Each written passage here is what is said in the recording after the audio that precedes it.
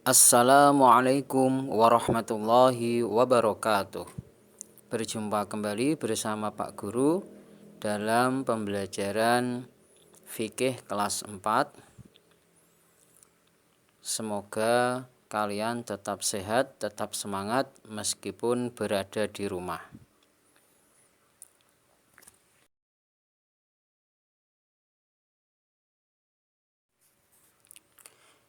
Murid-murid, kali ini kita akan membahas mengenai tanda-tanda baligh. Dalam pertemuan kali ini yang kita bahas ada 9 poin. Yang pertama adalah mengenai apa itu baligh.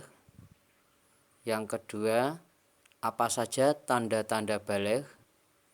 Yang ketiga, apa tanda baligh anak perempuan.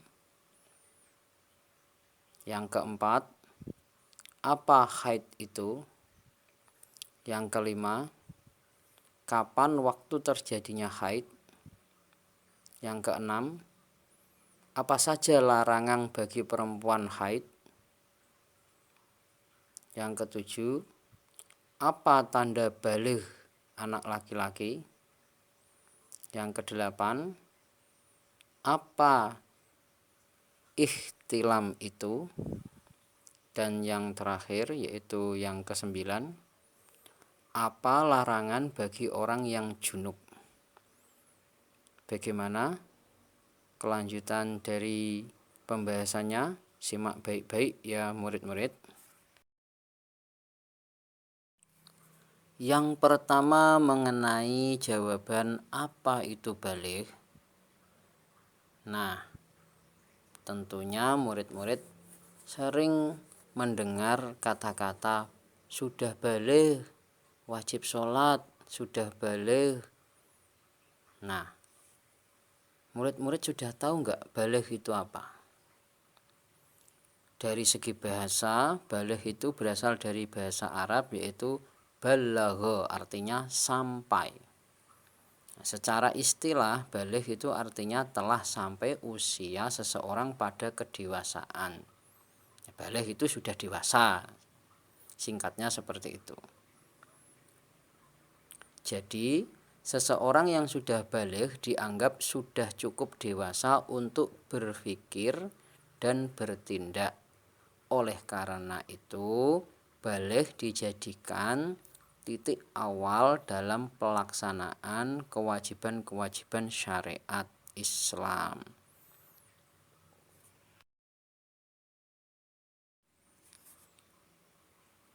Kemudian, apa saja tanda-tanda baligh itu? Anak yang sudah dewasa itu ciri-cirinya bagaimana toh? Seperti apa toh? Ada 3 hal yang murid-murid harus perhatikan. Yang pertama, haid. Ini untuk anak perempuan yang berusia minimal 9 tahun. Yang kedua, ihtilam. Ini artinya mimpi basah. Tanda-tanda ini untuk anak laki-laki yang berusia kira-kira 9 tahun. Dan yang terakhir, sudah mencapai usia 15 tahun Hijriyah. Pakai Masehi ya juga tidak apa-apa. Bila sampai usia tersebut belum mengalami haid ataupun ihtilam, maka patokan 15 tahun inilah yang dijadikan batas waktu anak itu dianggap dewasa dalam segi syariat.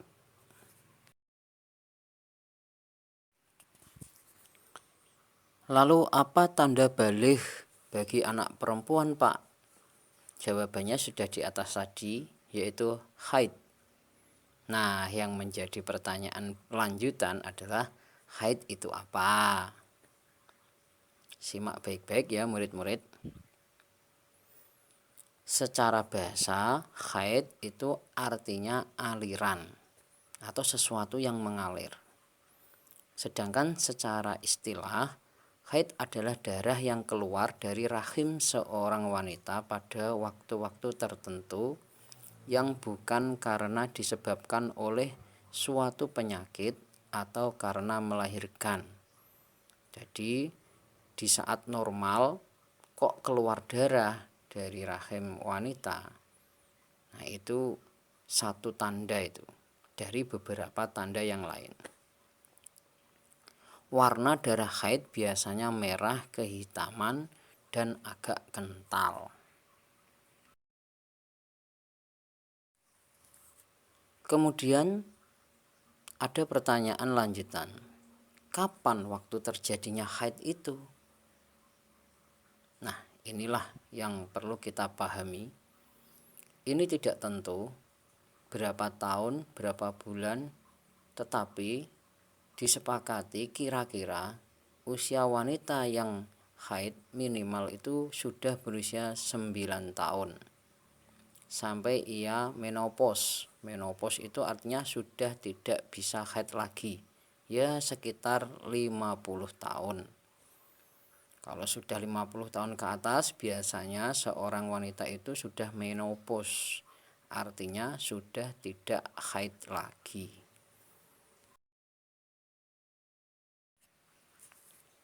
Apakah murid-murid sudah tahu lama waktu haid? Simak baik-baik ya murid-murid. Haid jika dilihat dipahami dari waktu keluarnya itu minimal adalah sehari semalam. Jadi waktu keluarnya darah paling sedikit dilihat dari jangka waktunya itu sehari semalam. Tetapi umumnya haid itu terjadi selama 6-7 hari. Dan maksimalnya waktu haid itu adalah 15 hari. Artinya 15 hari ini adalah 15 hari siang, 15 hari malam. Jadi artinya 15 hari itu siang malam. Sementara itu, waktu minimal suci antara dua haid adalah 15 hari dan 15 malam. Itu waktu minimal suci. Ya, kira-kira antara 15 hari dan 15 malam. Itu adalah umum. Ini adalah kesimpulan umum. Mungkin seorang perempuan satu dengan lainnya itu akan mempunyai masa haid yang berbeda-beda. Ini adalah garis umumnya.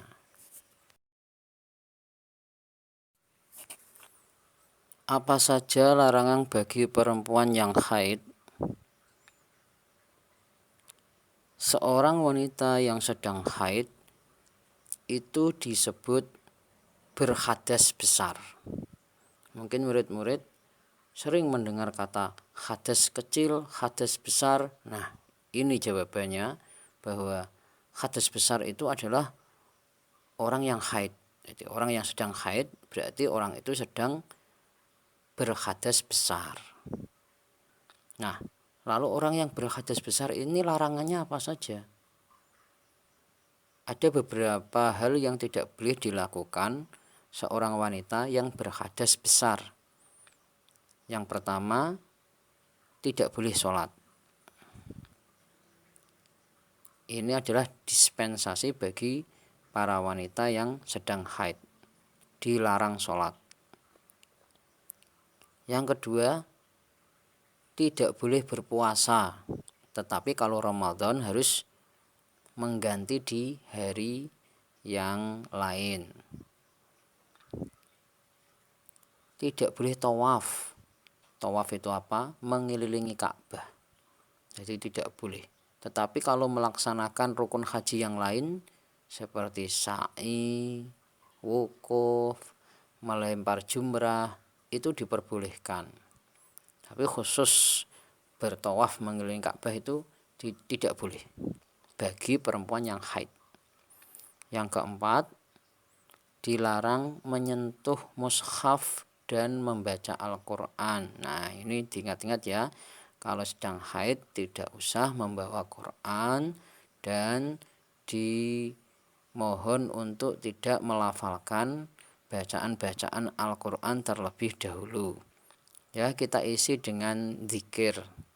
Zikir seperti bacaan zikir-zikir yang biasa dibaca setiap harinya. Yang terakhir dilarang iktikaf. Iktikaf itu apa? Berdiam di masjid. Masuk masjid, diam lama sekali di dalam masjid, itu tidak boleh. Tapi kalau hanya sekedar lewat atau mungkin tidak lama banget ngambil apa barang atau apa, itu diperbolehkan. Tapi kalau iktikaf itu duduk berdiam diri lama-lamaan di dalam masjid, bagi wanita yang haid itu tidak boleh. Lanjut ke pertanyaan berikutnya. Apa tanda baligh anak laki-laki? Jawabannya ihtilam. Nah, pertanyaannya ihtilam itu apa? Ihtilam artinya mimpi basah. Tanya lagi, mimpi basah itu apa? Ya, Pak Guru jelaskan. Mimpi basah terjadi ketika seseorang laki-laki tidur, kemudian saat bangun sudah mengeluarkan sperma. Sperma itu mani. Mimpi basah ini merupakan tanda-tanda baligh bagi anak laki-laki.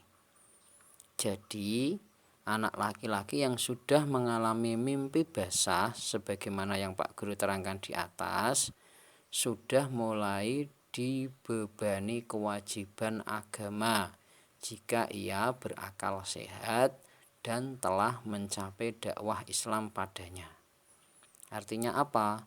Kalau sudah baligh, ini anak laki-laki dengarkan, jika kalian sudah mimpi basah, itu artinya kalian sudah memasuki masa baligh, dan kewajiban-kewajiban beragama seperti sholat, puasa, zakat, berhaji, semua rukun Islam yang wajib itu sudah menjadi kewajiban kalian. Tentunya dengan syarat-syarat yang tertentu juga. Mimpi basah merupakan sebuah hadas besar. Orang yang masih mempunyai hadas besar disebabkan mimpi basah disebut sebagai junub. Nah, ini harus mandi wajib, mandi besar. Mengenai ketentuan mandi junub ini mungkin tidak di pembahasan kali ini. Jadi yang perlu murid-murid ketahui bahwa jika murid-murid laki-laki seperti kalian nanti kok sudah mengalami mimpi basah, berarti kalian itu disebut junub atau mempunyai hadas besar. Maka ini cara mensucikannya tidak hanya pakai wudhu, tetapi pakai mandi junub. Nah, bagaimana mandi junub itu dilaksanakan, itu di pengertian-pengertian yang akan datang. Lanjut ke pembahasan yang terakhir mengenai jawaban pertanyaan apa saja larangan bagi orang-orang yang junub. Larangannya yaitu yang pertama sholat. Jadi jika kalian mimpi basah kok belum mandi junub, berarti kalian dilarang sholat. Kenapa? Kalian belum suci. Kan syarat sholat harus suci. Suci dari hadas besar maupun hadas kecil. Nah, kalian jika mimpi basah berarti kalian berhadas besar dan harus bersuci dulu. Bagaimana caranya? Mandi junub. Yang kedua, kalian dilarang tawaf atau mengelilingi Ka'bah. Kalian dilarang bertawaf mengelilingi Ka'bah jika masih hadas besar. Dan harus mandi dulu baru boleh tawaf. Yang ketiga, kalian juga tidak boleh menyentuh mushaf dan membaca Al-Quran. Menyentuh mushaf itu membawa kitab Quran. Nah, menyentuh kitab Qur'annya itu tidak boleh, membaca Qur'annya juga tidak boleh, tetapi kalau zikir boleh. Zikir sudah tahu toh murid-murid? Ya sudah, itu kan pelajaran kelas 2 kan. Ya, yang terakhir, jika murid-murid mimpi basah nanti ya, nanti ini mungkin belum tapi nanti murid-murid dilarang iktikaf di dalam masjid. Apa itu iktikaf? Berdiam berlama-lama di dalam masjid dengan niat taqarrub ilallah, mendekatkan diri kepada Allah.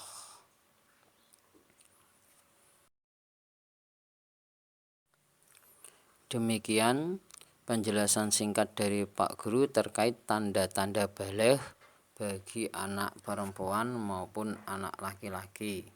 Bagi murid-murid yang belum paham, bisa diputar lagi video ini atau bisa langsung tanya terhadap Pak Guru lewat WA maupun lain sebagainya.